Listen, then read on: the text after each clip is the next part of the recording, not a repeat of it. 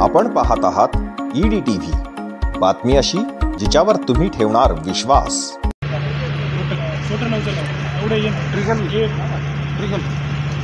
Press करा sir, press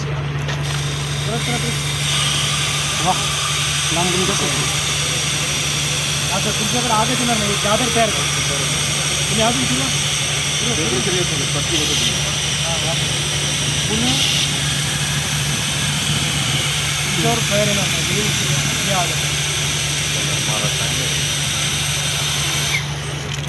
10वी नंतर पुढे काय, फक्त PFC क्लासेस। आपत्तीच्या काळात पळ न काढता त्याला तोंड कसे द्यायचे या विषयाची कार्यशाळा आज जिल्हाधिकारी कार्यालयाच्या महसूल सभागृहात पार पडली। जिल्हा आपत्ती व्यवस्थापन प्राधिकरणच्या वतीने निवासी उपजिल्हाधिकारी गणेश महाडिक यांच्या उपस्थितीत ही कार्यशाळा झाली। इतर अधिकारी कर्मचाऱ्यांसोबतच श्री महाडिक यांनी देखील आपत्ती व्यवस्थापनाचे धडे घेतले। सर्पदंश, वज्राघात, भूकंप, पूर परिस्थितीला तोंड कसे द्यायचे याचे प्रशिक्षण सभागृहात झाले।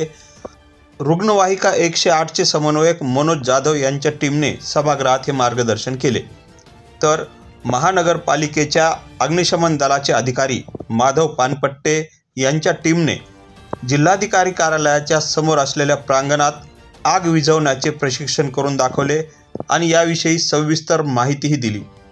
निवासी उपजिल्हाधिकारी गणेश महाडिक यांनी आणि इतर कर्मचाऱ्यांनी देखील हे आग विझवण्याचे प्रशिक्षण घेतले। त्यांनी स्वतः ही आग विझवण्यासाठी प्रयत्न केलेले आहेत।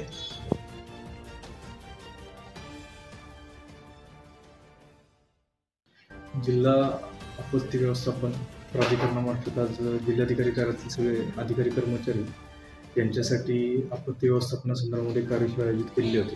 त्या कार्यशाळेनंतर काही प्रात्यक्षिक आयोजित केलेले होते। या कार्यशाळेमध्ये विविध प्रकारच्या ज्या नैसर्गिक आणि मानवनिर्मित आपत्ती आहेत याच्या संदर्भामध्ये थोडीशी जनजागृती निर्माण केली गेली। जसं नैसर्गिक आपत्तीमध्ये अर्थक्वेक आहे, त्याच्यानंतर सुनामी आहे, वेगवेगळ्या प्रकारच्या नैसर्गिक आपत्ती आहेत, त्याचबरोबर मानवनिर्मित आपत्ती आहेत, त्याच्यामध्ये फायर आहे। अशा आपत्तीमध्ये रिस्पॉन्ड कसं करायचं याच्या संदर्भामध्ये प्राथमिक त्यांना माहिती दिली।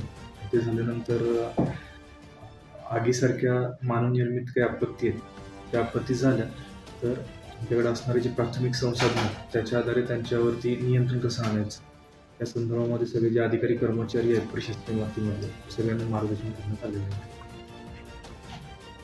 कुठल्या विभागाचे कर्मचारी होते आज? तिथे महसूल विभाग होता, त्याच्याशिवाय रजिस्टर ऑफिस आहे, त्यानंतर टाउन प्लॅनिंग आहे, सगळ्यांना आपण या ठिकाणी बोलवलं जातं।